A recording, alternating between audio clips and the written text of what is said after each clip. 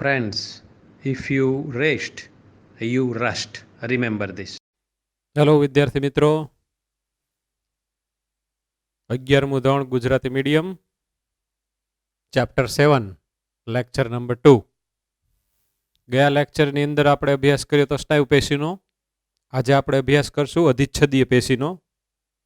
તો સ્ટાર્ટ કરીએ. અધિચ્છદીય પેશી, એપિથેલિયલ ટિશ્યુ.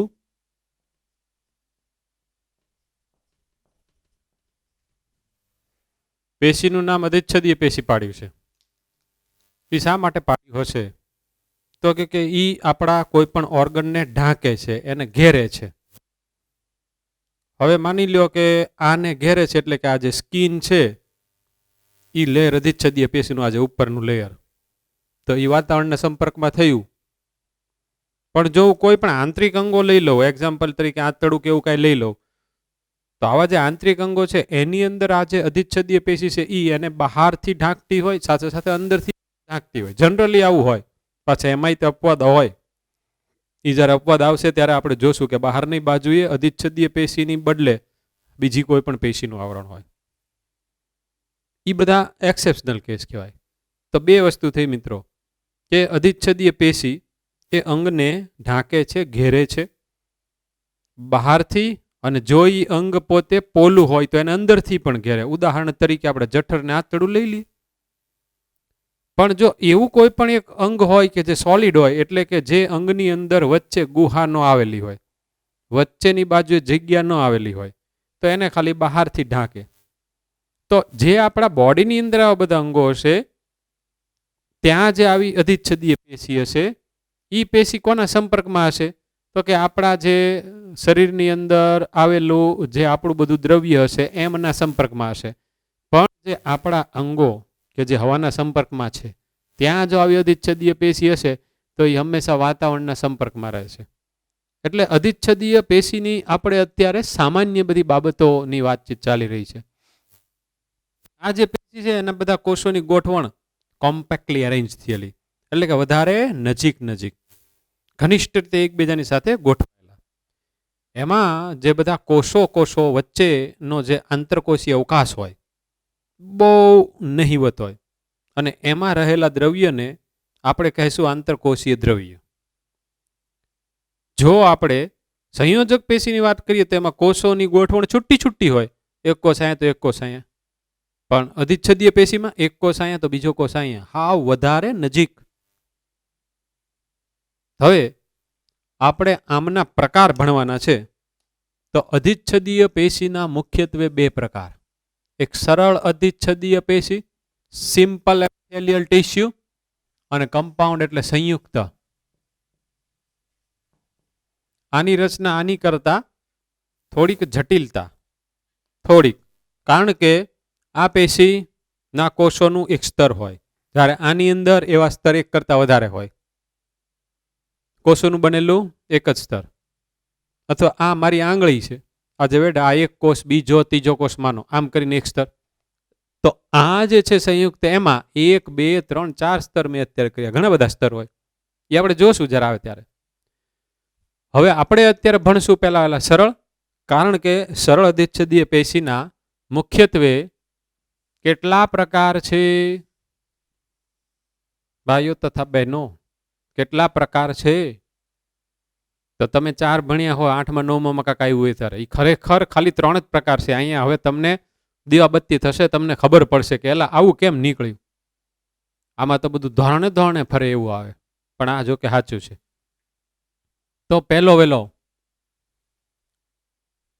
કુલ 3 જ પ્રકાર છે. તમે ભણ્યા હશો 4, રાઈટ?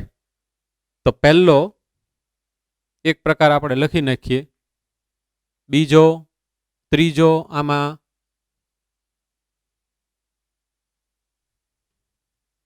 સ્તંભીય, ઘનાકાર. પહેલા અમે 2 અહીંયા લખ્યા. આ 2ના આધારે આનો પ્રકાર તમને ખબર પડી જવો જોઈએ કે કેવો હશે. ઘનાકાર, લંબાઈ ઊંચાઈ પહોળાઈ હરખી હશે. સ્તંભાકાર, લંબાઈ વધારે હશે, પહોળાઈ થોડીક ઓછી હશે એટલા માટે જ થશે.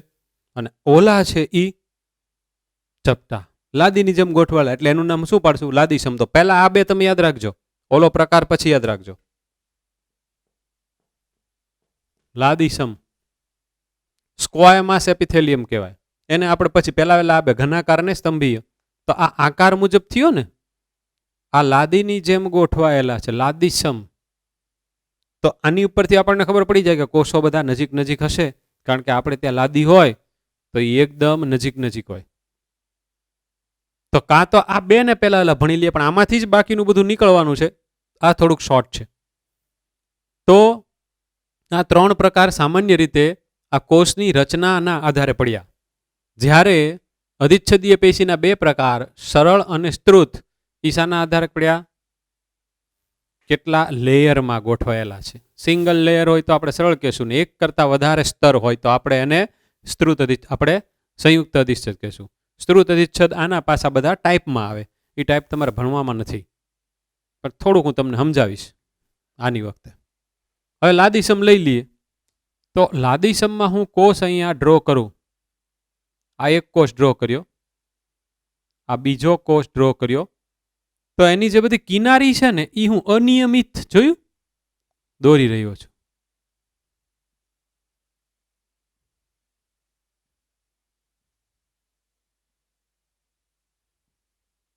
એમાં સ્પષ્ટ મધ્યમાં કોષ કેન્દ્ર છે. આને મિત્રો કહેવાય આંતરકોષીય અવકાશ. આ જે જગ્યા દેખાય ને એને આંતરકોષીય અવકાશ કહેવાય. કોષાંતરીય ન કહેવાય. કોષાંતરીય એટલે કોષની અંદર થાય. આ આંતરકોષીય એટલે કોષની વચ્ચે. અને અહીંયા જે પ્રવાહી ભરેલું હોય એને આંતરકોષીય પ્રવાહી કે આંતરકોષીય દ્રવ્ય કહેવાય. તો કોષ એકબીજાની સાથે જોડાયેલા રહે છે. આપણે લાસ્ટ લેક્ચરમાં વાત કરી હતી કે 3 અલગ અલગ ટાઈપના જંક્શન હોય. તો એ અધિચ્છદીય પેશીમાં 3 પ્રકારના જંક્શન હોય. કોષ જોડાણ. પહેલું હતું ટાઈટ જંક્શન, બીજું હતું એધેરિંગ જંક્શન, અને ત્રીજું કમ્યુનિકેશન એટલે ગેપ જંક્શન કોમ્યુનિકેશન માટે. પહેલું એલું કેવું હતું? દ્રઢ ચુસ્ત જોડાણ, કે કોષોને એકબીજાની સાથે જકડી રાખે, એટલે પેશીમાંથી કોઈ પણ દ્રવ્યો બહાર ન જાય. બીજું કયું હતું? અભિલગ્ન, એટલે કોષો એવી રીતને ગોઠવાયેલા છે ને વચ્ચે વચ્ચે એકબીજાની સાથે બાઇન્ડ રહેવા માટેના જે કોઈ પણ ઘટકો એને માટે જવાબદાર હોય એ બધી જ વ્યવસ્થા થઈ ગયેલી હોય, એટલે એકબીજાની સાથે ને સાથે જોડી રહેવા માટે. એટલે એનું નામ પડ્યું એધરિંગ. આ બધા ફેવિકોલ ને બધા હોય ને આપણું કે એડહેસિવ છે એમ કહીએ, એટલે કે જે બધું જોડે છે. એમ આ જંક્શનને કારણે બધા જોડાઈ રહે છે, એકબીજાની સાથે સંલગ્નતા જાળવી રહે છે આ બધા જ કોષો. ત્રીજું ગેપ જંક્શન એટલે કે અવકાશ. એક કોષ અહીંયા, એક કોષ અહીંયા, વચ્ચે જગ્યા હતી, પણ આને જોડે એવો એક ભાગ હું મૂકી દઉં તો આને તમે એક અણુ માનો મોટો, કે જેમાંથી આ કોષમાંથી ઘટકો આમાં ને આ કોષમાંથી ઘટકો આમાં પસાર થઈ શકે, એને ગેપ જંક્શન. આપણે આવું ક્યાં જોયું હતું? હૃદ સ્નાયુ પેશી કોષમાં. એટલે આપણી બુકમાં લખેલું છે કે 3 તે પ્રકારના જંક્શન અધિચ્છદીય પેશીમાં હોય અને પાછા અન્ય પેશીમાં હોય. આવું સ્પષ્ટ છે. તો હવે આ લાદીસમ અધિચ્છદીય પેશી આપણા શરીરમાં ક્યાં આવેલી હોય એ આપણે જોવું છે. એટલે કે એનું આપણે લોકેશન જોવું છે, એનું આપણે સ્થાન જોવું છે. તો હારા ચપટા કોષ છે, પછી ટ્રાન્સપેરેન્ટ છે એટલે કે પારદર્શક છે, સ્પષ્ટ મધ્યમાં કોષ કેન્દ્ર ધરાવે છે, આંતરકોષીય અવકાશમાં આંતરકોષીય દ્રવ્ય મૂક્યું. હા, આપણા બોડીમાં ક્યાં હોય તો જોજો, હું એક આકૃતિ દોરું છું.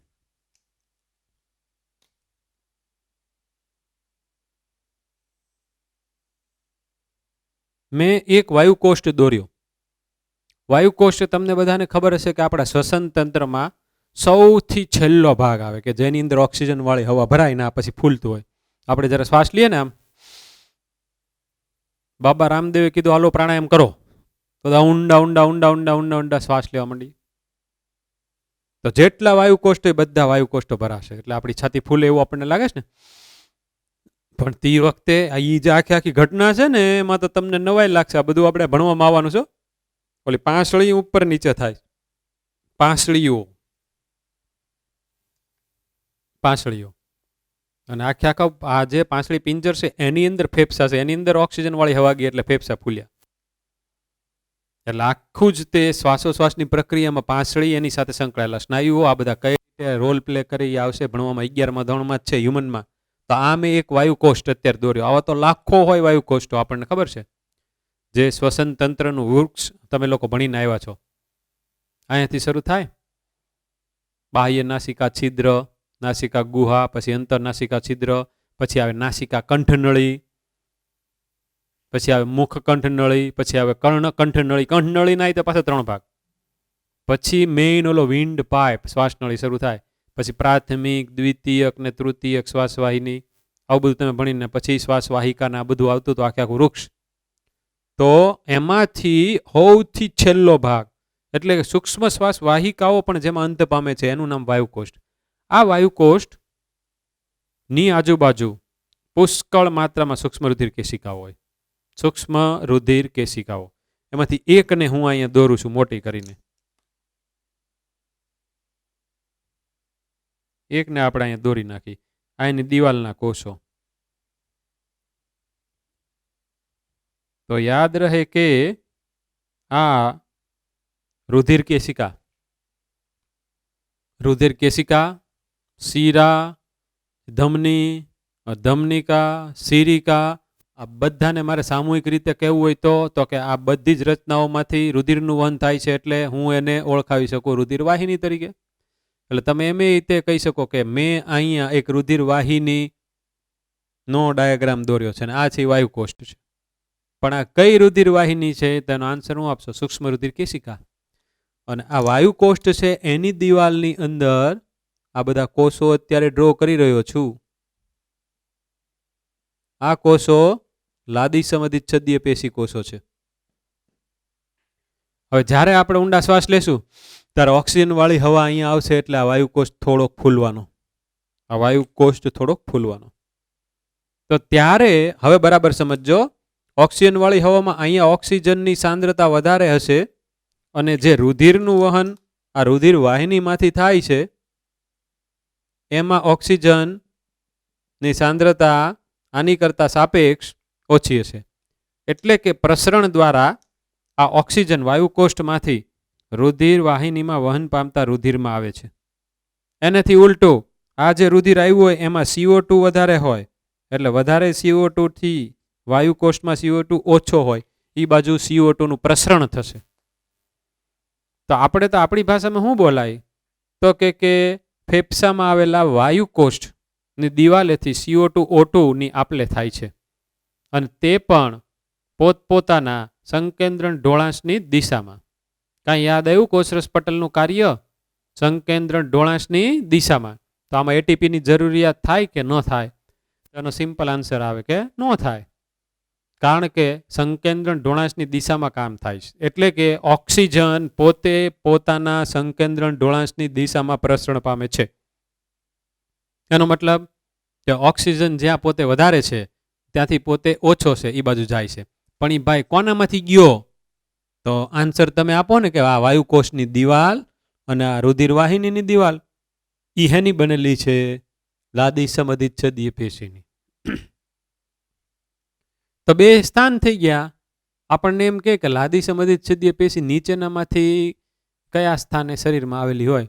તો ABCD એમાં એમાં તે 2 નામ આપ્યું હોય, બીમાં 2 હોય, સીમાં 2 હોય અને ડીમાં 2 હોય. આપણે વાયુકોષ્ઠ અને રુધિર વાહિની આ સિલેક્ટ કરવાનું. હવે રુધિર વાહિની કરતાં વધારે અત્યારે આનું મેં નામ શું પાડ્યું? રુધિર કેશિકા. રુધિર કેશિકા. તો એ એક ટાઈપની બ્લડ વેસલ્સ જ છે. બ્લડ વેસલ્સ બોલે તો રુધિર વાહિની. તો આ થયું લાદીસમ. એના કોષના ફીચર્સ આકૃતિ ઉપરથી બધા મળી જાય. એકદમ નજીક નજીક ગોઠવાયેલા છે, ચુસ્તપણે ગોઠવાયેલા છે, સ્પષ્ટ કોષ કેન્દ્ર છે, અનિયમિત આકારની એની બહારની સીમા છે, પોતે ચપટા છે અને પોતે ટ્રાન્સપેરન્ટ છે. સ્થાન એનું અહીંયાથી આપણને ખબર પડી જાય. આટલું યાદ રાખો. આ બધા તો લેક્ચર છે ને તમારી જેવા વિદ્યાર્થીને આમ લેક્ચર પૂરું થાય ને ત્યાં લગભગ 75% તો માઇન્ડમાં ગરી ગયું હોવું જોઈએ કે આ મને યાદ જ છે. એટલે આ સાથે સાથે પાછું આમ આપણે આવી રીતે રિવાઇઝ રીતે કરતા જઈએ. હવે આવે ઘનાકાર, તો એનું નામ જ છે કે ઘનાકાર. તો આપણે પહેલા ઘનાકાર દોરી નાખીએ.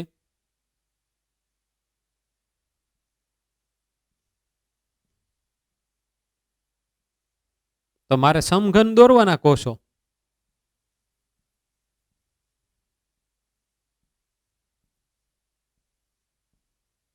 સમઘન દોરી નાખ્યા. ઓલા લચ્છુના પાઉં ગાંઠિયા ખાવા જઈએ એમાંથી આ બધા પાઉં લાગે, યાદ નહોતું તો તે દેવડાયું ને. આ એનું સ્પષ્ટ કોષ કેન્દ્ર. હવે આ આખો એક કોષ છે એટલે અહીંયા એક જ તે આપણે દોરવાનું. લંબાઈ, ઊંચાઈ, પહોળાઈ હરખી. પણ ઈ પોતે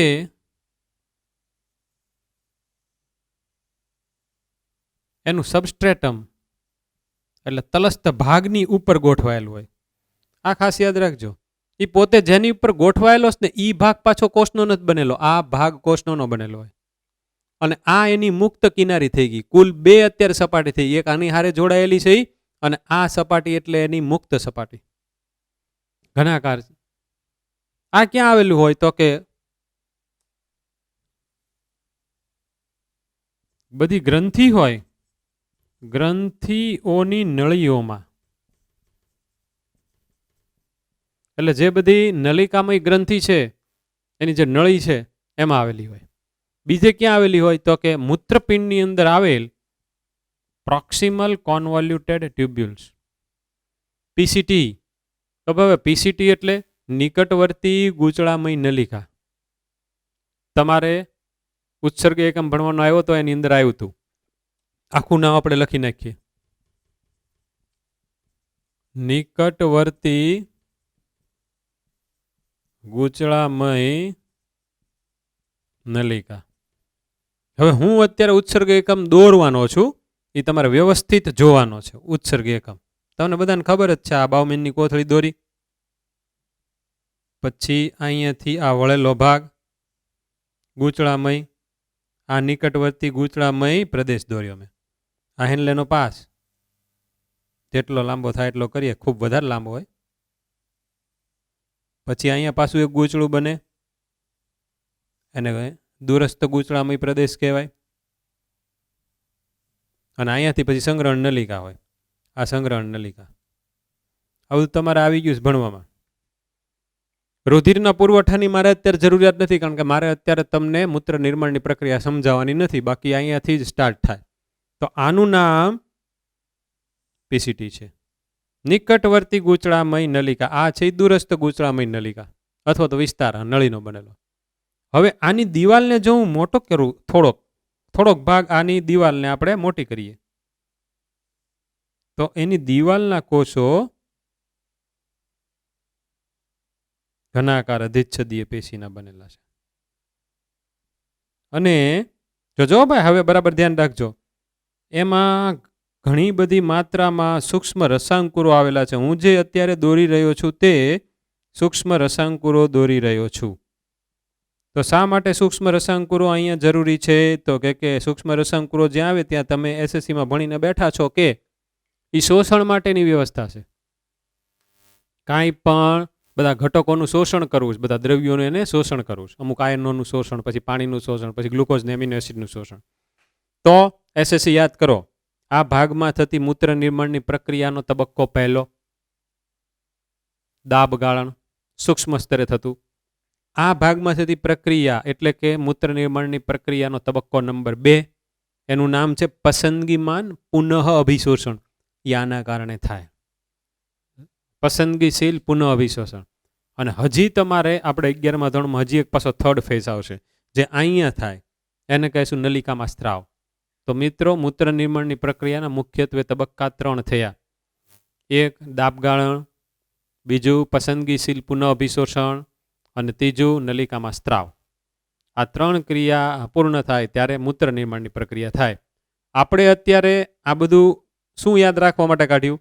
નિકટવર્તી ગૂંચળામય નલિકા પીસીટી, કે જેની દિવાલની અંદર ઘનાકાર સરળ અધિચ્છદીય પેશીના કોષો આવેલા છે અને એમાં મેં સૂક્ષ્મ રસાંકુરો દેખાડ્યા. હવે આ સૂક્ષ્મ રસાંકુરો હું આ કોષમાં તમને દેખાડું. તો આમાંથી આપણે એક કોષને થોડોક મોટો કરીએ. આમાંથી ઘનાકાર કોષ એક આપણે મોટો કરીએ. ઓકે, આવો હશે. આખે આખું આ એક સાઈડ, બીજી સાઈડ, ત્રીજી, ચોથી, પાંચમી, છઠ્ઠી, છ સાઈડ કોષરસ પટલ જ છે. એમાંથી કોષરસ પટલ ઉપસી આવ્યું છે બહારની બાજુએ નલિકામય પ્રવર્ત તરીકે. હું અહીંયા દોરું એટલે તમને ખબર પડી જાય.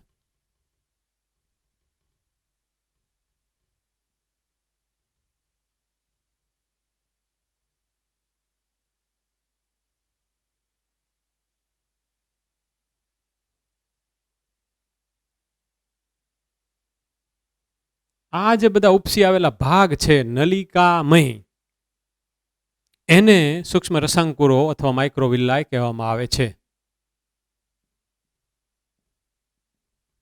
સૂક્ષ્મ રસાંકુરો. તો શું થયું? તો કે શોષવા માટેની સપાટીનો વિસ્તાર વધી ગયો. જોજો, જો હું આને ન કરું એની બદલે ખાલી અહીંયા લાઈન કરું, આમ આટલી કરતે, તો આટલી લાઈનનો જે વિસ્તાર હોય, માનો કે આટલી લાઈનમાંથી 1, 2, 3, 4, 5, 6, 7 ગ્લુકોઝ નાણું અંદર જઈ શકે, 7. એની બદલે હું આ ભાગને કાઢી અને જોજો હવે આમ આખી આખી નળી કરું, તો આ નળીમાંથી ગ્લુકોઝ નાણું 1, 2, 3, 4, 5, 6, 7, 8, 9, 10, 11, 12, 13, 14, 15, 16, 17, 18, 19, 20 જેટલા છે. ઓલાની કરતા વધી ગયા. શોષણ સપાટીનું ક્ષેત્રફળ વધારે, એનો મતલબ શું થયો એ તમને ખબર પડી. એક બોલ પેન લો, આખી સપાટીનું ક્ષેત્રફળ, એમાં આ આવી જાય, આ આવી જાય અને આ બધું આવી જાય.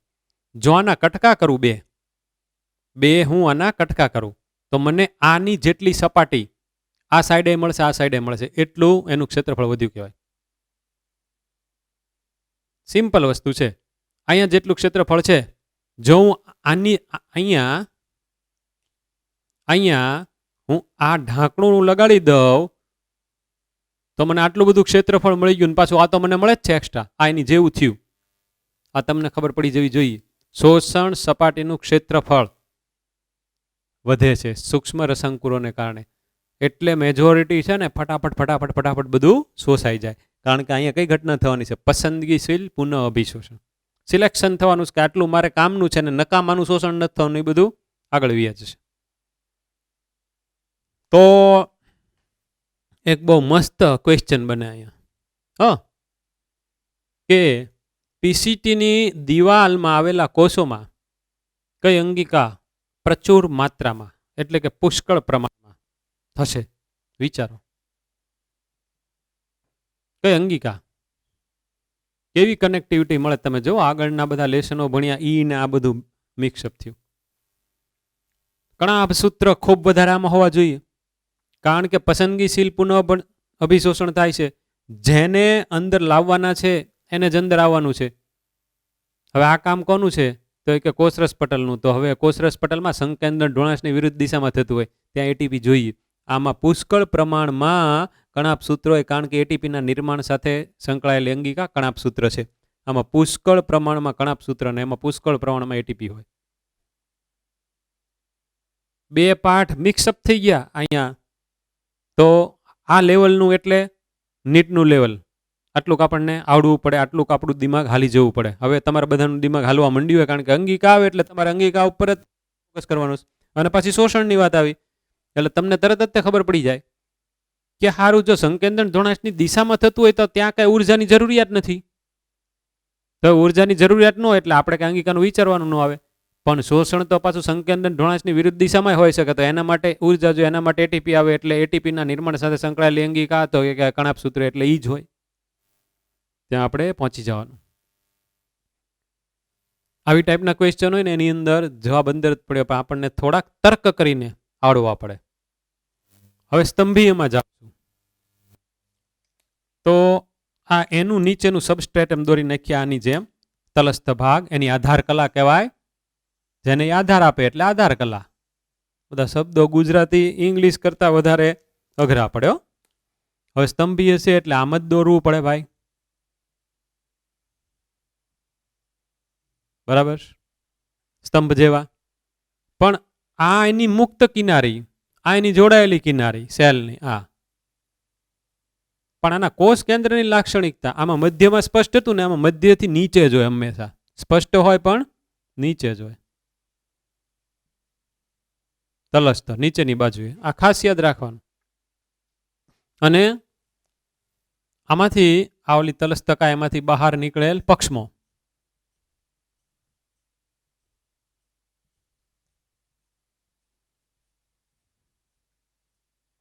હવે સમજો, આ બે મેઇન છે. તમે ચાર જે ભણ્યા આગળના ધોરણમાં, લાદી, સમ, ઘનાકાર, સ્તંભી અને પક્ષમલ અધિચ્છદી, તો હારું મેં આની અંદર અત્યારે ઉપાડી લીધું. તો ખરેખર પક્ષમલ અધિચ્છદ શું છે હવે તમે સમજો. પક્ષમલ અધિચ્છદ એટલે ખાલી આનું જ બનેલું હોય, સ્તંભીયનું એવું નથી. એ શું છે બરાબર સમજી લો કે જો ઘનાકાર કે પછી સ્તંભીય પોતે પક્ષમ ધરાવે તો એને પક્ષમલ અધિચ્છદીય પેશી કહેવાય. તો એનો મતલબ એમ થયો કે પક્ષમલ અધિચ્છદીય પેશી સ્તંભીય હોઈ શકે અને ઘનાકારે હોઈ શકે. એ આનો ચોથો ટાઈપ નથી. તો આ મેં જે દોર્યું શું થયું તો કે પક્ષમલ અધિચ્છદ. તો આપણે અહીંયા લખીએ કે ધીસ ઇઝ પક્ષમલ અધિચ્છદ.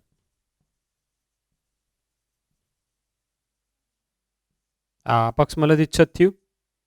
હવે આ બધા પક્ષમાં આમાં હલનચલન કર્યા કરે તો એ કામ શું કરે? તો કે આવી રીતના હલનચલન, તો આપણા શરીરમાં આવું હલનચલન કરવાની પક્ષમોને જરૂરિયાત તો કે કાંક જગ્યા હાવણો મારવાનું કામ કરવું છે, કોકને ત્યાંથી હટાવવું છે. એટલે તરત આપણને યાદ આવે કે અંડકોષનું વહન કરવા માટે અંડવાહિનીમાં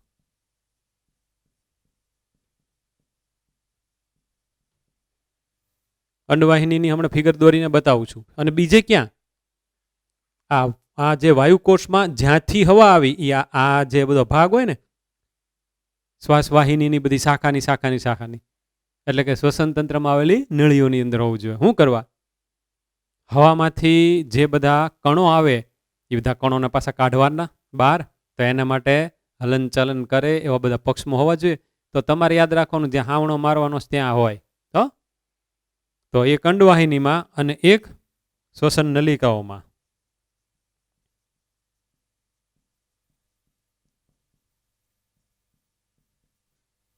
હવે આ છે એ ગર્ભાશય છે. નાસપતિ, ઊંધી નાસપતિ જેવું હોય. આ ગર્ભાશયનો દૂરસ્થ છેડો, એનું મુખ.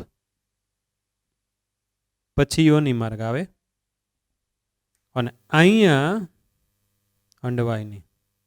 આ અંડવાહિની. તો બોલાય એવું કે બંને બાજુની અંડવાહિની ગર્ભાશયમાં ખુલે છે. ગર્ભાશય એટલે માતાના શરીરમાં આવેલું એવું સ્થાન કે જેમાં આપણા બધાનો વિકાસ થયેલો છે, ભ્રૂણ વિકાસ અને ગર્ભ વિકાસ. આ અંડ કરે છે. હવે હું દોરું છું થોડુંક અંડવાહિની નિવાપનો ભાગ. હમણાં બધો આઈડિયા આવી જશે. અને આ રેડ કલરથી હું દોરી રહ્યો છું અંડપિંડ. અંડપિંડ. તો થાય કેવું, દર મહિને એક અંડકોષ આ અંડપિંડમાંથી મુક્ત થાય અને એ આ અંડવાહિનીમાં આવે. એ અંડવાહિનીમાં આવે તો પછી આ માટે થઈને અંડવાહિનીની અંદર પક્ષમલ અધિચ્છદીય પેશી આવેલી હોય. હવે આ અંડકોષ અંડવાહિનીમાં થઈ, ગર્ભાશયમાં થઈ, યોનિ માર્ગમાંથી પછી બહાર નીકળો. જો ફલન થાય તો પાછું ગર્ભ વિકાસ થાય, તો અહીંયા પાછું ગર્ભનું સ્થાપન થઈ જાય. આવી બધી મેટર આપણે બધું ભણવાનું ડિટેલમાં દરેક તંત્ર, શ્વસન તંત્રની અહીં આપણે વાત કરી તો એ પાછો એક આખો પાઠ એનો છે. તો બે વસ્તુ પાછી બીજી આપણે યાદ રાખવી. હવે કેમ ભાઈ, જો અહીંયા લાદીસમ ક્યાં આવેલી હોય તમે બોલો તો હાલો, તો લાદીસમ ક્યાં આવેલું, હું અહીંયા આખો આવી જાઉં. બોલ્યા, સાચું પડ્યું. એક વાયુકોષમાં, એક ઓલી રુધિરવાહિનીની દિવાલમાં. તો એ શા માટે સાચું પડ્યું? તમારા માઇન્ડની અંદર ગળી ગયું. હવે પક્ષમલ અધિચ્છદ ક્યાં આવેલી હોય? તો ભાઈ તરત તમને લોકો યાદ આવશે કે આવલો હાવણો મારવાની વાત કરે સાહેબ. હાવણો મારવાનો, હવાની અંદર બધા કણો હોય, શ્વસન તંત્ર. પછી તો કે અંડકોષ માટે તો કે અંડવાહિની, શ્વસન તંત્ર, નળીઓ અને અંડવાહિની. આ તમારે યાદ રાખવાના છે. એક વખત આ બધા પાઠ હાલી ગયા પછી તો તમને આમ નામ યાદ રહી જશે, પણ અત્યારે તમે આવી રીતના યાદ રાખો. હવે આ હોય સ્તંભીય કે પછી ઘનાકાર, બંનેમાં પક્ષમાં હોઈ શકે, તો એને શું કહેવાય? પક્ષમલ અધિચ્છદ. પણ એ બંનેમાં પાછા સૂક્ષ્મ રસાંકુરો હોઈ શકે. માત્ર ઘનાકારમાં જ તે સૂક્ષ્મ રસાંકુરો હોય એવું જરૂરી નથી. આમાં પણ સૂક્ષ્મ રસાંકુરો હોઈ શકે. કોનામાં? સ્તંભીયમાં. ઓકે, સ્તંભીય આપણા શરીરની અંદર એક તો જઠરની દિવાલમાં, પછી આંતરડાની દિવાલમાં, નાના આંતરડા ને મોટા આંતરડામાં પડી હોય. તો તમને ખબર છે કે ભાઈ નાના આંતરડામાં શોષણ થાય છે, તો ત્યાં હોવાનું જ તેને. તો ત્યાં જે બધા કોષ હશે એમાં કઈ રચના આવેલી હશે? સૂક્ષ્મ રસાંકુરો આવેલા હશે, કારણ કે એ શોષણ માટે છે. ઓકે, તો આનું હું કામ લખું? લાદીસમનું કાર્ય શું આવ્યું? તો કે પ્રસરણ. એ હું બ્લુ કલરથી લખું કે આનું કાર્ય આવ્યું, ભાઈ બ્લુ કલર ક્યાં નીકળને, આનું કાર્ય આવ્યું પ્રસરણ. આનું કાર્ય આવ્યું પ્રસરણ. અને આ બેયના કાર્ય અહીંયા કોમન લખું છું, અભિશોષણ પ્લસ સ્ત્રાવ કરવાનું, એટલે કે કાંક બહાર પાડવાનું, કોઈ પણ ઘટક ને મુક્ત કરવો, એટલે એ ઘટકનો સ્ત્રાવ કર્યો એમ આપણે કહેવાય. એક કોષ હોય એમાંથી શ્લેષ્મ બહાર આવતું હોય તો એ જે કોષ છે એને આપણે કહેવાય શ્લેષ્મ સ્ત્રાવી કોષ, શ્લેષ્મનો સ્ત્રાવ કરતો કોષ. ઓકે, તો હવે જોજો, એ કોઈ પક્ષમલ અધિચ્છદ અને બીજું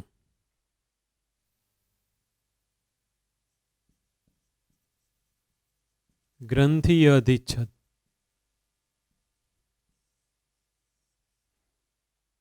કોના માટે મેં લખ્યું?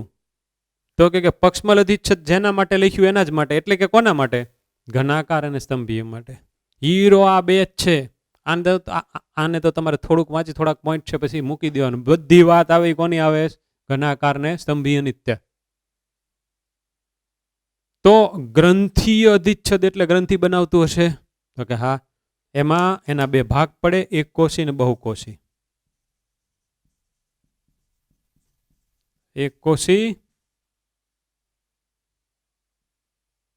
બહુકોષી. યુનિસેલ્યુલર મલ્ટીસેલ્યુલર. યુનિ એટલે એક, યુનિસેલ્યુલર મલ્ટીસેલ્યુલર, સેલ્યુલર એટલે કે કોષીય. તો એક કોષી અને પાછી ગ્રંથિ. તો આમ જે એક પડ હોય એની અંદર ઘણા બધા કોષ આવેલા હોય, એમાંથી એક કોષ પોતે, હું અત્યારે એ એક જ કોષ દોરું છું, બાકી આજુબાજુનાનું મારે કામ નથી, આઈના કોષનું મારે કામ નથી. અને મારે આમ કરીને સમજતા બીજા દોરવો હોય તો દોરી શકાય ખરા, પણ મારે એનું કામ નથી. તો કોષો તો ઘણા બધા પડ્યા છે, એમાંનો એક કોષ છે એ પોતે શ્લેષ્મનો સ્ત્રાવ કરે છે, એટલે આનું નામ પાડવું પડે શ્લેષ્મ સ્ત્રાવી કોષ. શ્લેષ્મ એટલે ચીકણું દ્રવ્ય, ચીકણો રાસાયણિક પદાર્થ. અને આ કોષનું જે નામ છે એ ગોબલેટ કોષ. ગોબલેટ કોષ, ગોબલેટ સેલ. ઇંગ્લિશમાં સ્પેલિંગ GOBLET યાદ રાખો, વધારે સારું. તો આપણને એમ પૂછે કે ભાઈ નીચેનામાંથી કયો કોષ એક કોષીય ગ્રંથિ છે? શ્લેષ્મ સ્ત્રાવી કોષ આપ્યો હોય તો એ સિલેક્ટ કરવાનો, અને ગોબલેટ કોષ આપ્યો હોય તો એ આપણે સિલેક્ટ કરવાનો. તો આ તો અન્નમાર્ગની દિવાલમાં જ્યાં ત્યાં આવશે શ્લેષ્મ સ્ત્રાવી કોષ. કારણ શું છે? તો કે અન્નમાર્ગની દિવાલ અંદરની બાજુએથી ચીકણી જ હોવી જોઈએ. તમે માની લ્યો કે આપણી આ મુખ ગુહા છે, પછી આપણી કંઠ નળી છે, પછી આપણી અન્ન નળી છે. જો એમાં અંદરની બાજુએ ચીકણું ન હોય તો આપણે જે બધો આહાર ખાશું, ઘણા બધા એવા આપણે સૂકો આહાર અંદર ઉતારી દેતા હોય, તો એ ઓલી દિવાલને અડશે તો એ બધા કોષોને હારવાર લેતા જશે, તો આપણને અંદરની બાજુ ઈજા થશે. એટલે આખા અન્નમાર્ગની અંદરની દિવાલ ચીકણી એટલે કે શ્લેષ્મયુક્ત હોવી જોઈએ. તો એની આખી દિવાલમાં આવા શ્લેષ્મ સ્ત્રાવી કોષો આવેલા હોય. આંતરમાર્ગ તો ખૂબ લાંબો છે ને, તમારે બધાને આવી ગયું, નાનું આંતરડું મોટું આંતરડું, એની લંબાઈ કેટલા મીટર હતી? એટલે લગભગ 18 થી 20 ફૂટ જેવું થાય. તો અંદરની બાજુએથી પાછો ખોરાક પસાર થતો હોય, એટલે અંદરની દિવાલ સુંવાળી અને ચીકણી હોવી જોઈએ. એના માટે આ ખૂબ અતિ આવશ્યક છે. હવે આપણે મૂવ થઈ રહ્યા છે બહુકોષી. તો બહુકોષી ગ્રંથિમાંથી ઉત્પન્ન થતા ઘટકો ક્યાં ઠલવાય છે એના આધારે પાછા એના બે પ્રકાર પડ્યા, બહિર્સ્ત્રાવી, અંતઃસ્ત્રાવી.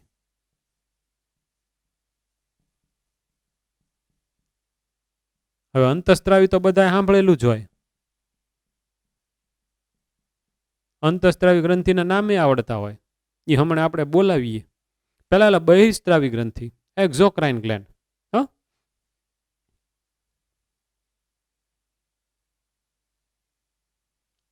એક બુકની જેવી આપણે અહીંયા ફિગર ડ્રો કરીએ. કોષોના સમૂહ હું અહીંયા થોડાક કરી રહ્યો છું. આ બધા કોષો પોતે પોતાની નીપજ ઉત્પન્ન કરવાના છે.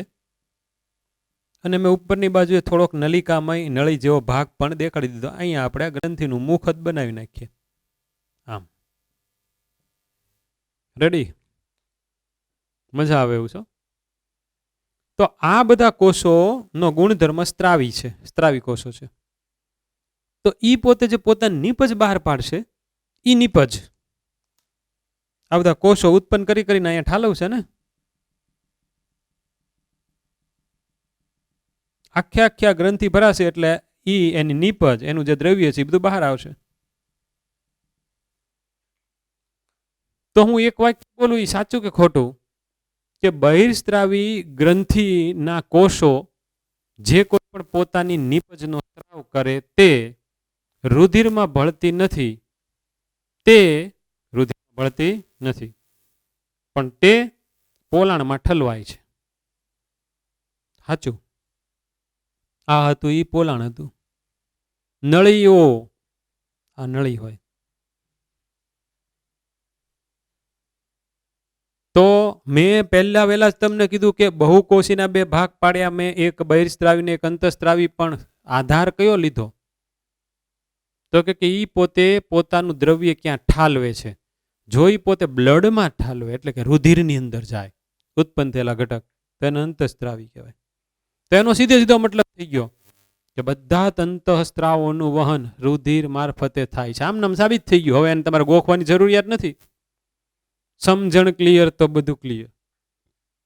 હવે આ જે ગ્રંથિ છે બહિસ્ત્રાવી ગ્રંથિ, એ આપણા શરીરમાં ક્યાં ક્યાં આવેલી હોય? પણ તમે આ કોષનું એરેન્જમેન્ટ જોયું?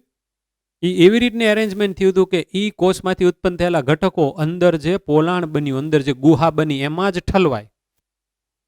રુધિરની અંદર ભળી ન જાય. કારણ કે રુધિર વાહિનીઓ આ સાઈડમાં હશે, ઈ આ પોલાણની અંદર નહીં હોય. આપણે ખોરાક ખાઈએ ને અન્ન નળીને જઠરના પોલાણમાંથી ઈ પોતે ખોરાક પસાર થાય, તો એના પોલાણમાં રુધિર કેશિકાઓ હોય. તો રોજ આપણે ખોરાક ખાઈએ તો રુધિર કેશિકાનું જાળું છે એમાં પડે તો એ બધી તૂટે. એવું ન હોય. ઈ એની દિવાલમાં હોય.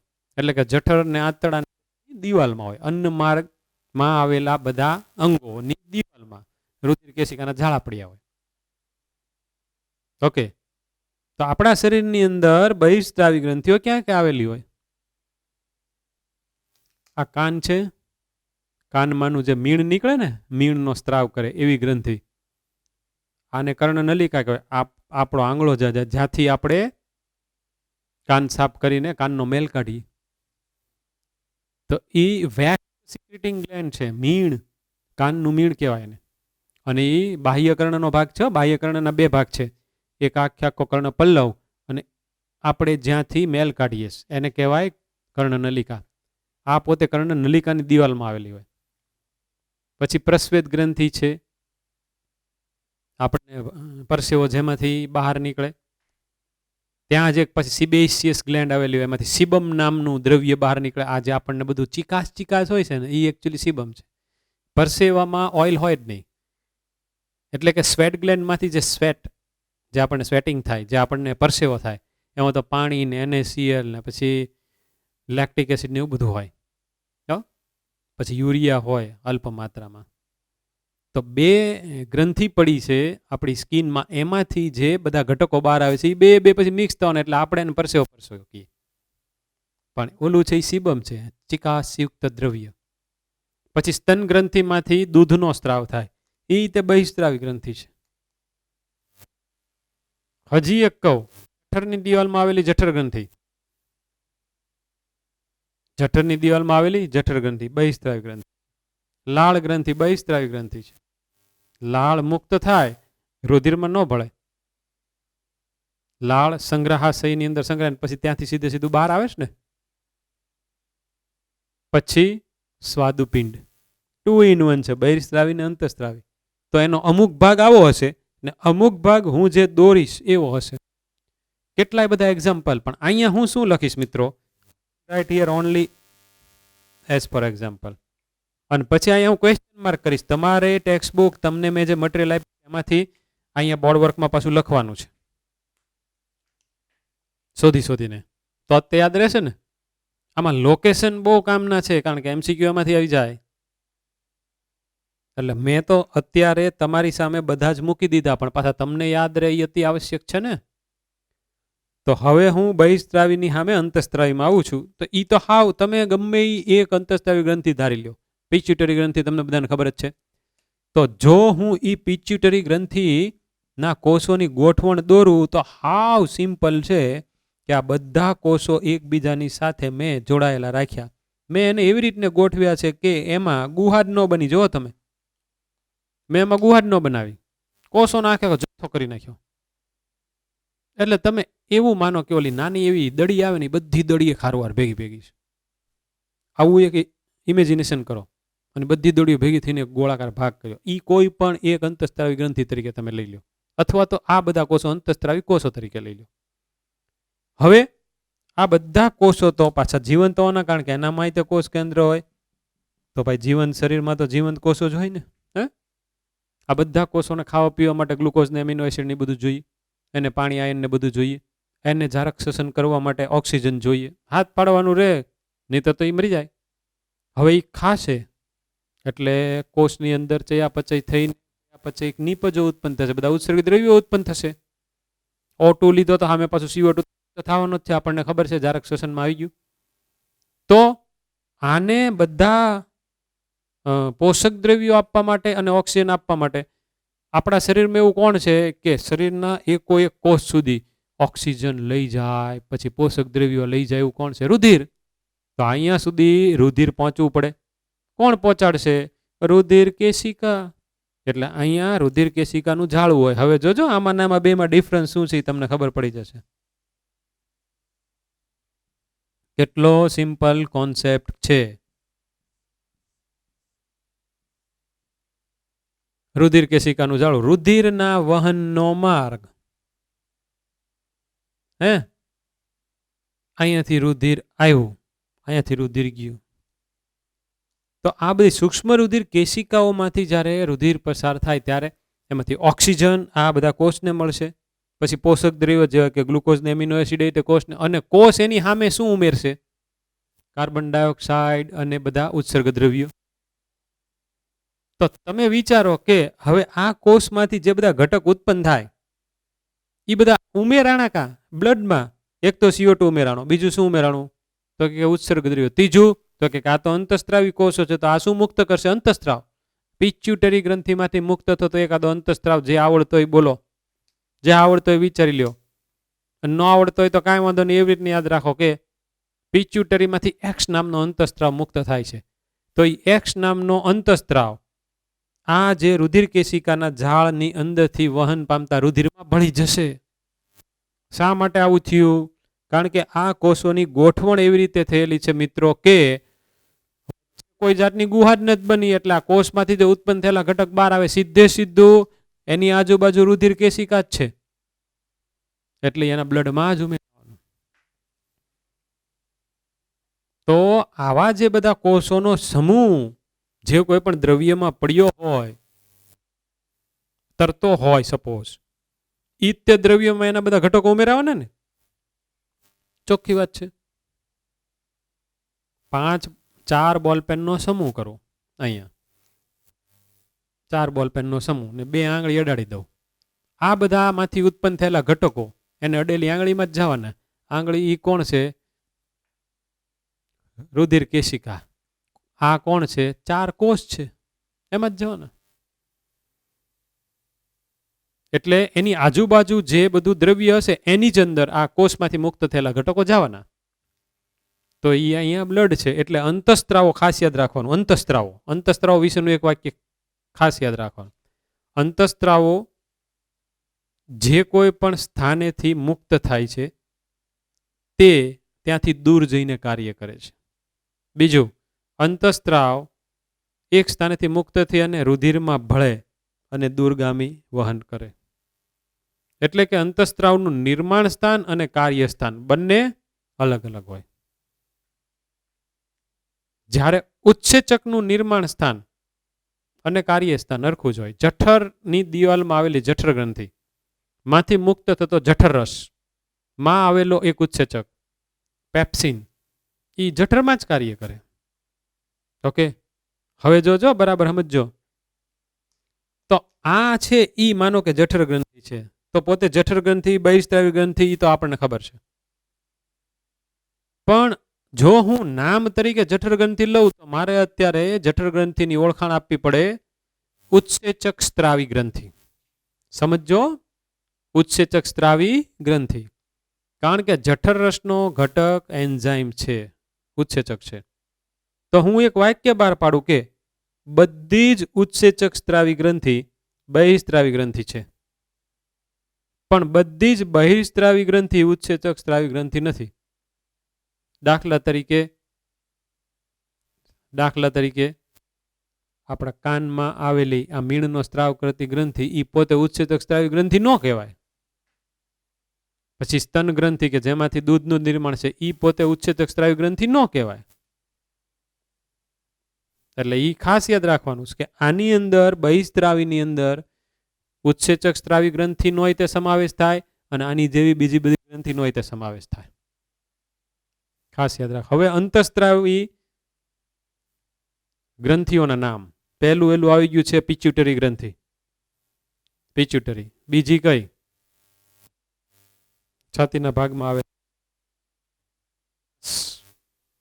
પછી ગળાના ભાગમાં થાઇરોઇડ, એની પાછળની બાજુએ પેરાથાઇરોઇડ. જેટલા નામ યાદ રાખાય એટલા યાદ રાખતા જજો. આ બધા અંતઃસ્ત્રાવી ગ્રંથિના નામ છે. આપણા પાઠ નંબર 22 અંતઃસ્ત્રાવી તંત્રનો પાઠ છે, એની અંદર આ બધી ગ્રંથિના હેડિંગ આવશે અને એની અંદર આવતું બધું ભણવાનું આવશે. એટલે આ નામ તો તમને યાદ રહેવા જ જોઈએ. પિચ્યુટરી, થાઇમસ, થાઇરોઇડ ની પાછળ પેરાથાઇરોઇડ. પછી અંતઃસ્ત્રાવી ગ્રંથિમાં પાછું સ્વાદુપિંડ આવશે. તો સ્વાદુપિંડ છે એ 2 in 1 થયું. ઉત્સેચક સ્ત્રાવી અને અંતઃસ્ત્રાવી, એટલે કે પોતે બહિસ્ત્રાવી અને અંતઃસ્ત્રાવી બંને છે. પછી શુક્રપિંડ, અંડપિંડ, મગજની અંદર આવેલી પિનિયલ ગ્રંથિ કેટલી, પછી મૂત્રપિંડની ઉપર આવેલી એડ્રિનલ ગ્રંથિ કેટલી બધી થઈ ગઈ. 8-9 તો આમનામ આપણે થઈ ગઈ. આ સિવાય આપણે એવું ભણશું કે આપણા શરીરમાં અમુક એવા પાછા ભાગે આવેલા છે કે જ્યાંથી અંતઃસ્ત્રાવોનું નિર્માણ થાય અને સ્ત્રાવ થાય, છતાં પણ આ ખાલી એક ભાગ છે. અમુક એવા બધા કોષોના બનેલા, એને આપણે અંતઃસ્ત્રાવી ગ્રંથિના તંત્રમાં એનો સમાવિષ્ટ કરી શકીએ નહીં. એ બધું આવશે ત્યારે આપણે જોશું વિશિષ્ટ પ્રકારનું. ફોર એક્ઝામ્પલ, તમને નવાઈ લાગશે, નાના આંતરડાની દિવાલમાંથી અંતઃસ્ત્રાવ મુક્ત થતા હોય. જઠરની દિવાલમાંથી તે એક ગેસ્ટ્રિન નામનો અંતઃસ્ત્રાવ ઉત્પન્ન થાય અને એની અસર હેઠળ જ તે જઠર રસ મુક્ત થાય. અંતઃસ્ત્રાવ તો બહુ બધા કામના છે. તો બહિસ્ત્રાવી, અંતઃસ્ત્રાવી. અંતઃસ્ત્રાવી ગ્રંથિના બધાના ઉદાહરણ હું બોલી ગયો, જેટલા યાદ રહે એટલા યાદ રાખવાના. આમ ખાલી તમે લોકેશન કરવા માંડશો ને ત્યાં તમને બધું યાદ આવવા માંડશે. અને બહિસ્ત્રાવીનું અહીંયા પાછું લિસ્ટ બનાવવાનું. ઓકે, હવે સંયુક્તમાં જઈએ તો આપણે શરૂઆત જ કરી હતી સરળ અને સંયુક્ત. સરળમાં એક સ્તર હતું, સંયુક્તમાં ઘણા બધા સ્તર કરવાના. મૂકી દઈએ આપણે ઘણા બધા સ્તર. ઘણા બધા કોષોનું આ એક સ્તર, આ એનું સ્પષ્ટ કોષ કેન્દ્ર વચ્ચે મૂકી દીધું. ખાસ યાદ રાખો કે આ કોષથી બનેલા સ્તરની અંદર એક લાક્ષણિક ગુણધર્મ વિકસેલો છે કોષ વિભાજનનો. એટલે આ કોષોની અંદર કોષ વિભાજન થાય છે. તો આ કોષોમાં જ્યારે કોષ વિભાજન થતું હોય ત્યારે કોષ તો એકમાંથી બે થશે, તો એક કોષ નીચે રહેશે, એક કોષ ઉપર જશે. કોમન લોજિક છે, સમજાયું? હાવ ઇઝી. હવે જે બોલું સાંભળજો. આ કોષની અંદર કોષ વિભાજનશીલતાનો ગુણધર્મ જળવાય છે, આમાં નથી જળવાતો. એટલે આ પાછું એકમાંથી બે થશે, એટલે આ કોષ છે એ ખરેખર અહીંયા આવશે અને આમાંથી જે બે થયેલો એ અહીંયા આવશે.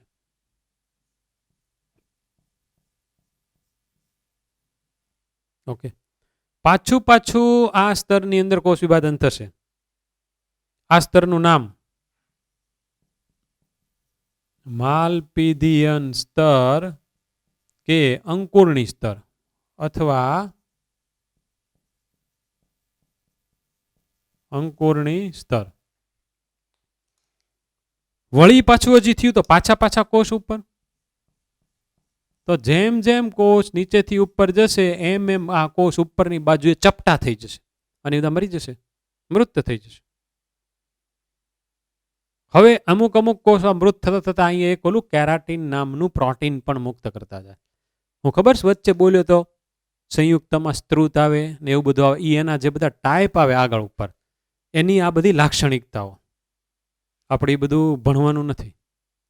તો આ અંકુરની સ્તર ના કોષોમાં કોષ વિભાજન થવાથી કોષો ઉપર ગયા અને જેમ જેમ ઉપર ગયા એમ એમ નીચેથી જે બધા નવા કોષો ઉપર જતા ગયા તો એ ખરેખર એની ઉપર પ્રેશર કરે છે, દબાણ, એટલે બધા ચપટા થઈને મરી ગયા. અને એને આપણે ખંખેરી નાખીએ છીએ. ડેડ સેલને આપણે સ્લફ ઓફ કરી નાખીએ છીએ. ડેઈલી જ્યારે નાહીએ ને ત્યારે આ સ્કિનમાં ઉપરની બાજુએ આ હોય. તો જ્યાં વપરાશ ઘસારો છે ત્યાં સંયુક્ત અધિચ્છદીય પેશીના કોષો હોવા જ જોઈએ, કારણ કે જે બધા ઘસાઈને વ્યા જાય એના સ્થાને પાછા નવા આવવા જોઈએ ને. એક તો મેં કહી દીધું, આપણી પછી મુગગુઆ હોય ત્યાં હોય, પછી આપણી જે કંઠનળી હોય ત્યાં હોય, પછી આપણે જે સ્વાદુપિંડ જોઈએ એની જે બધી નળી હોય ત્યાં હોય. તો પાછું આના સ્થાનમાં લખું છું ભાઈ, એક પાછું હોમવર્ક આવ્યું. આજે મારે આ તમને એમને એમ કેવું હતું પણ હવે મારેથી બોલાઈ ગયું એટલે ઘણા બધાને તો યાદે રહી ગયું. બાકી અહીંયા સંયુક્ત અધિચ્છદીય પેશીના સ્થાન તમારે લખવાના છે જ્યાં જ્યાં આવેલા છે. આ બધા તમે જોજો, મુખ ગુવા ને કંઠનળી ને બધું હશે, પછી આપણી સ્કિન હશે. તો જ્યાં વપરાશ ઘસારો વધારે ત્યાં આ વસ્તુ હોવાની જ તે, એ વાત ફિક્સ છે.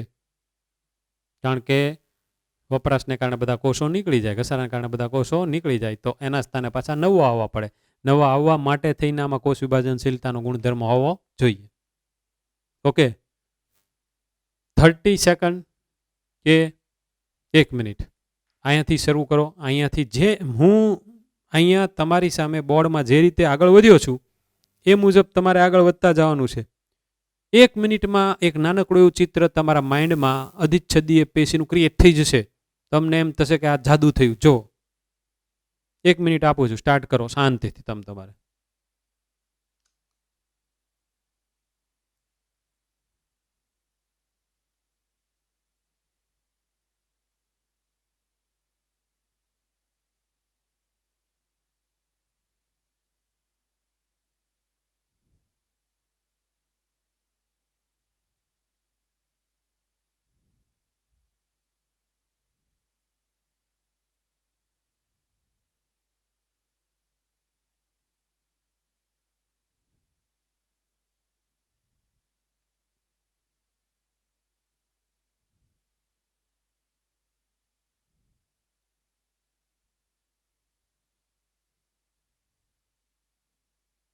બધું આમ ફટાફટ યાદ આવવા માંડ્યું. ઉદાહરણો તમારે કદાચ બધા યાદ ન રહ્યા હોય. મેં જેટલા હોમવર્કમાં આપ્યા છે ક્વેશ્ચન માર્ક કરીને એ બધા કદાચ તમને ન યાદ રહ્યા હોય. હવે સરળ અને સંયુક્ત આ બેયના તફાવતના મુદ્દા કરવાના. એક સ્તરની જાડાઈ બહુસ્તરીય, કોષ વિભાજનશીલતાનો ગુણધર્મ નથી. એક સ્તરમાં નીચેના સૌથી નીચેના સ્તરમાં કોષ વિભાજનશીલતાનો ગુણધર્મ છે. અને ક્યાં આવેલા હોય સ્થાન આપણને આવડવું જ પડે, આવડે જ તે ને. બે મુદ્દા આપણને આવડી જ જાય. જ્યારે તમે આના નાના બધાના ડિફરન્સ કરો ને ત્યારે તમને મજા પડે, ત્યારે તમને આ બધું માઇન્ડમાં હોય તો જ એના ડિફરન્સ થાય, નહીંતર કોઈ દિવસ થાય જ નહીં. નહીં તો હજી આપણે ફાંફા જ મારતા હોય, વલખા જ મારતા હોય જ્યાં ત્યાં. હવે લાદીસમ અને ઘનાકાર. તો હવે તમને ખબર જ પડી ગઈ છે કે ભાઈ ચલો નામના આધારે જે ગુણો એ લખો, દેખાવ છે એ લખો, સ્થાન છે એ લખો, કોઈની સ્પેશિયાલિટી હોય તો એ લખો. 4 મુદ્દા થઈ જાય. ઘનાકાર સ્તંભીય સેમ વસ્તુ, લંબાઈ ઊંચાઈ પહોળાઈ હરખી, લંબાઈ વધારે. કોષોનો આકાર તે ઘનાકાર થઈ ગયો, આ થઈ ગયા સ્તંભ જેવા. ક્યાં આવેલા હોય સ્થાન એ લખો. આ બેમાં સમાનતા શું છે તો કે બે ઉપર પક્ષમાં જોવા મળે. બે પોતે રસાંકુર ધરાવે, કોષો નજીક ગોઠવે, કારણ કે અધિચ્છદીય પેશીના જે લક્ષણો હોય તો બધા એને લાગુ પડે જ તે ને. બેમાં મુક્ત કિનારી હોય, આને મુક્ત કિનારી કહેવાય, આને તે મુક્ત કિનારી કહેવાય. આ જોડાયેલી છે, પોતાને આધાર કલા સાથે જોડાયેલી છે. ઓકે, તો તમારે લાદીસમ અને ઘનાકારના તફાવતના બે મુદ્દા, ઘનાકાર અને સ્તંભીયના તફાવતના બે મુદ્દા, સ્તંભીય અને લાદીસમના તફાવતના બે મુદ્દા લખવાના હોમવર્કમાં. એ ઓલી સ્લાઇડમાં નહીં આવે, તમારે લખીને મૂકી દેવાનું. સ્લાઇડમાં તો ખાલી એકલું આવશે, અધિચ્છદીય પેશી, વાત થઈ ગઈ પૂરી. હોમવર્ક આખે આખું બોર્ડ વર્ક જ મૂકજો, એમાં કાંઈ વાંધો નહીં. મટીરિયલ વાંચજો, લાદીસમમાં જે પોઈન્ટ હોય એ બધા પોઈન્ટ અહીંયા આમ કરીને ટપકાવતા જવાના.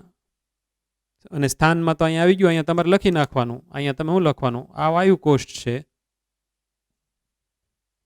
આ રુધિર કેશિકા છે, કે રુધિર વાહિની લખાય તોય વાંધો નહીં, આવું તમારે લખી નાખવાનું.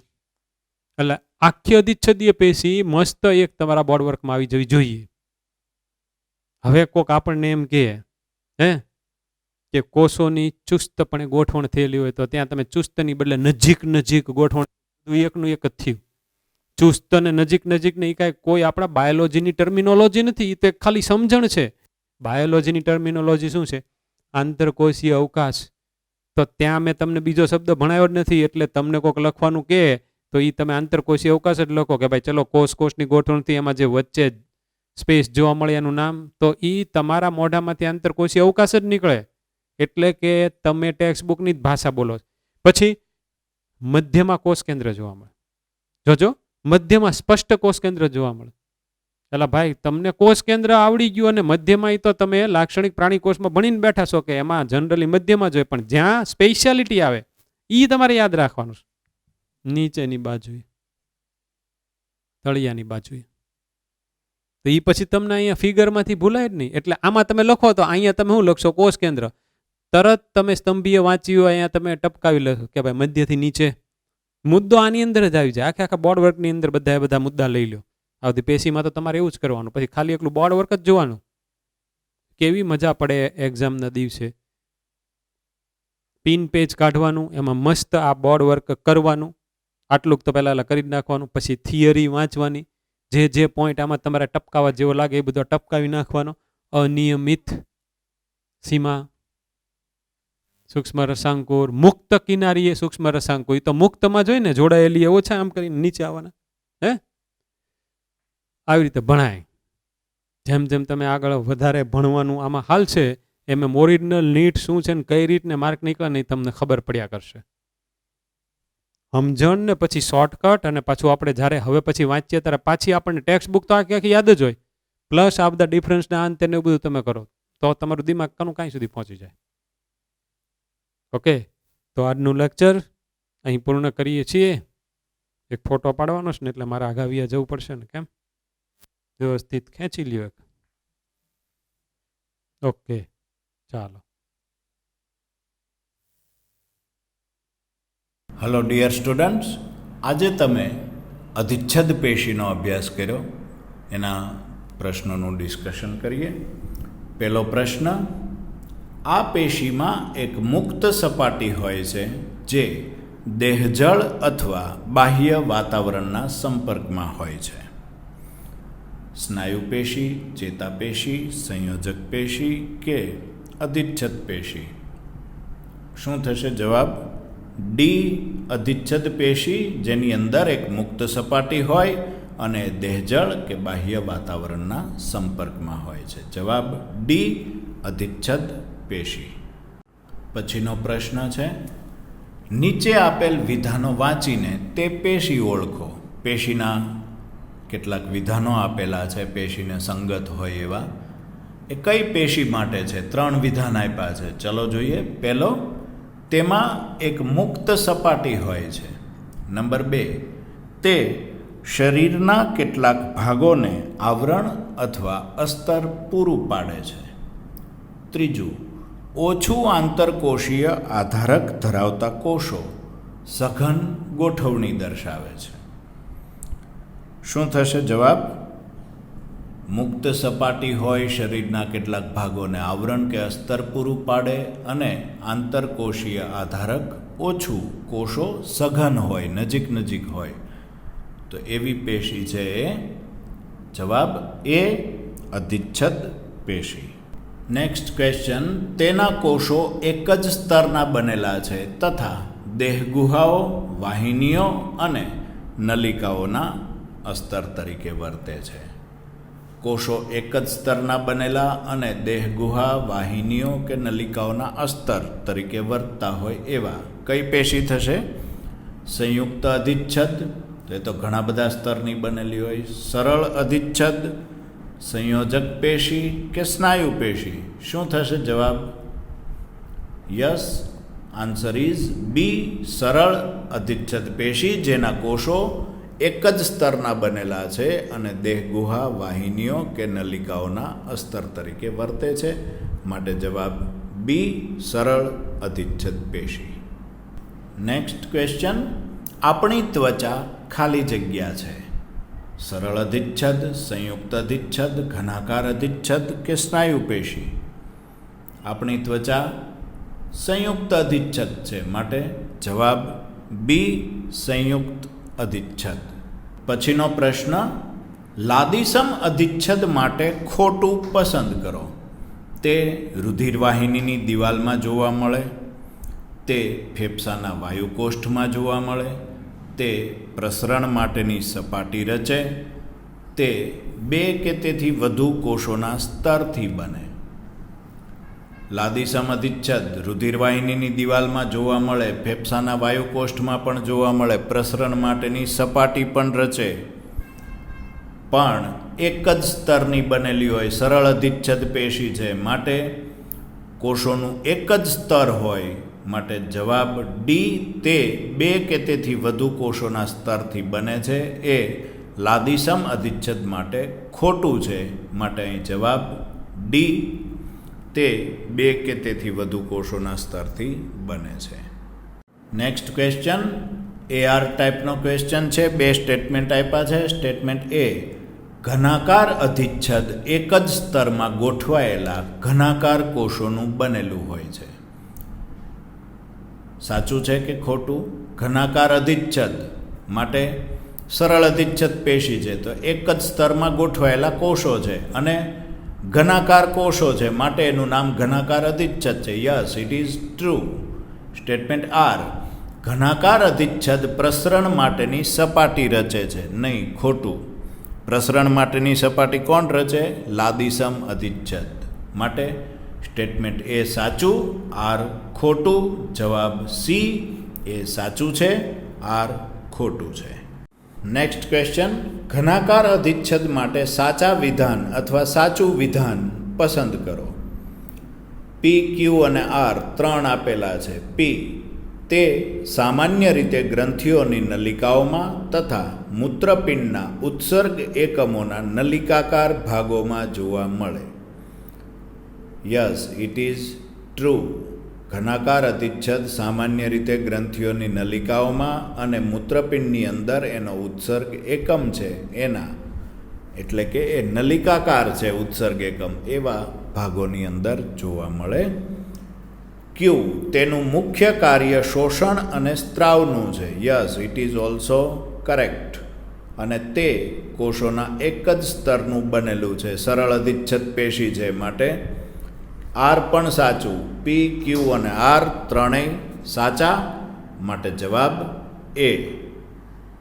પછીનો પ્રશ્ન, ખાલી જગ્યા લાંબા પાતળા કોષોના એક સ્તરનું બનેલું છે, જેનું કોષ કેન્દ્ર નીચેના ભાગે એટલે કે તલસ્થ હોય છે. કોના નીચેના ભાગે? કોષના નીચેના ભાગે.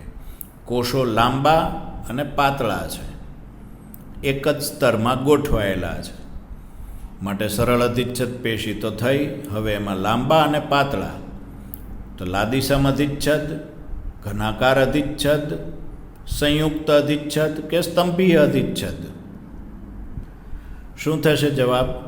લાદીસમ અધિચ્છદ તો લાદી જેવા પાતળા ચપટા કોષો છે. ઘનાકાર અધિચ્છદ ઘન છે, લંબાઈ, પહોળાઈ, ઊંચાઈ લગભગ સરખા. સંયુક્ત અધિચ્છદ એકથી વધુ સ્તરનું બનેલું હોય. માટે જવાબ ડી, સ્તંભીય અધિચ્છદ, જે લાંબા પાતળા કોષો છે એનું એક જ સ્તર હોય અને એનું કોષ કેન્દ્ર કોષના નીચેના ભાગે એટલે કે તલસ્થ હોય. જવાબ ડી, સ્તંભીય અધિચ્છદ. નેક્સ્ટ ક્વેશ્ચન AR ટાઈપનો ક્વેશ્ચન છે. બે સ્ટેટમેન્ટ આપેલા છે. સ્ટેટમેન્ટ A, સ્તંભીય અધિચ્છદ જઠર અને આંતરડાની દિવાલમાં અંદરની સપાટીએ જોવા મળે. સાચું કે ખોટું? સ્તંભીય અધિચ્છદ જઠર અને આંતરડાની દિવાલમાં અંદરની સપાટીએ જોવા મળે. યસ, જોવા મળે. સ્ટેટમેન્ટ R, જો ઘનાકાર કે સ્તંભાકાર કોષો તેની મુક્ત સપાટી પર પક્ષમો ધરાવે તો તેને પક્ષમલ અધિચ્છદ કહેવાય છે. Yes, it is also correct. So answer is A અને R બંને સાચા છે. પછીનો પ્રશ્ન, તેનું કાર્ય કણો અને શ્લેષ્મને ચોક્કસ દિશામાં વહન કરાવવાનું છે. લાદીસમ અધિચ્છદ, ઘનાકાર અધિચ્છદ, સ્તંભીય અધિચ્છદ કે પક્ષમલ અધિચ્છદ? જવાબ D, પક્ષમલ અધિચ્છદ, જેનું કાર્ય કણો અને શ્લેષ્મને ચોક્કસ દિશામાં વહન કરાવવાનું છે, માટે એ કોષો ઉપર પક્ષમો આવેલા હોય. હવે પક્ષમલ અધિચ્છદ બરાબર યાદ આવી જવું જોઈએ. ઘનાકાર કે સ્તંભાકાર કોષો સરળ અધિચ્છદ પેશીના કોષો છે અને એની મુક્ત સપાટી ઉપર જો એ પક્ષમો હોય તો એ પક્ષમલ અધિચ્છદ છે.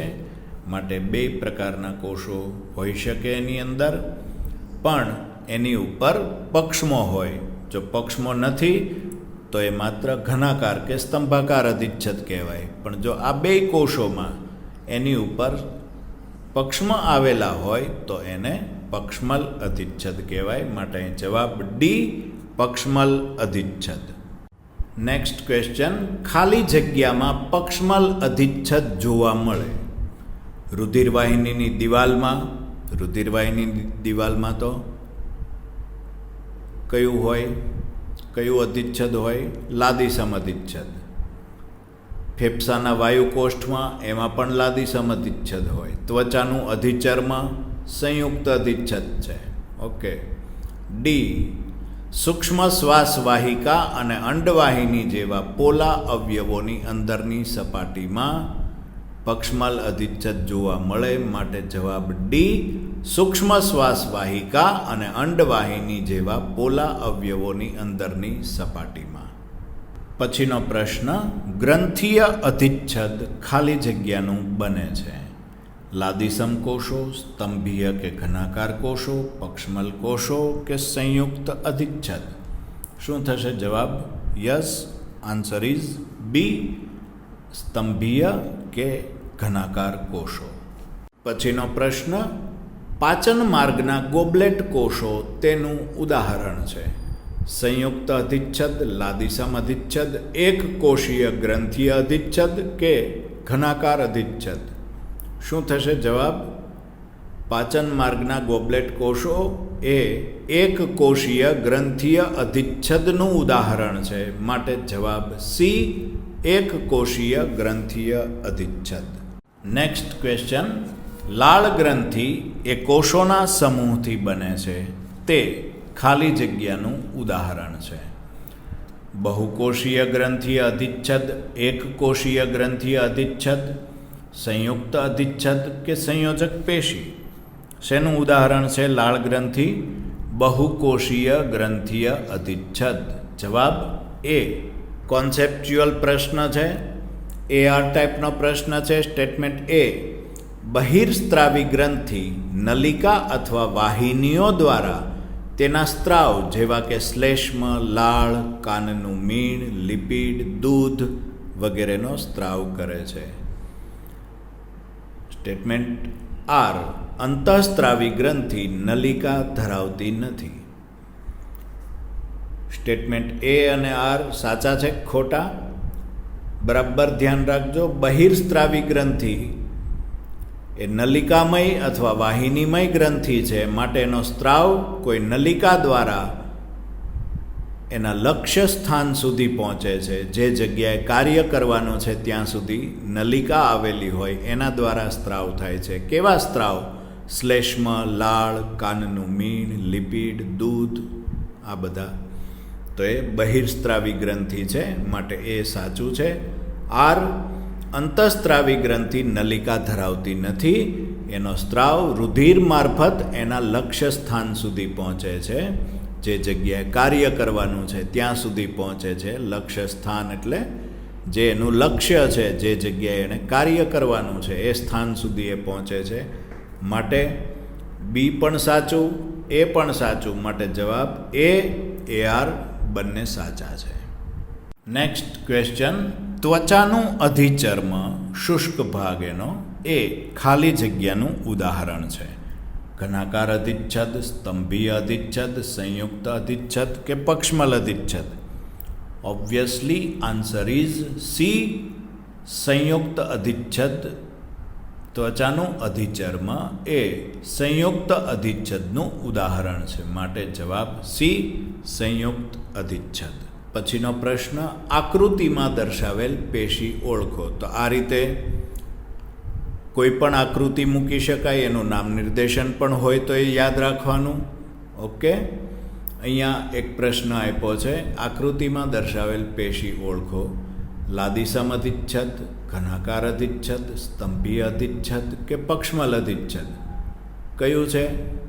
લાદીસમ છે નહીં, ઘનાકાર પણ નથી, કોષો લાંબા પાતળા. માટે સ્તંભીય કે પક્ષમલ હોઈ શકે, પક્ષમલ નથી કારણ કે ઉપર પક્ષમો નથી મુક્ત સપાટીએ. માટે એ સ્તંભીય અધિચ્છદ જ છે.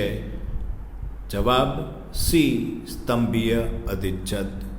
તો આ પ્રકારના પ્રશ્નો પૂછી શકાય. બરાબર માહિતી યાદ રાખો.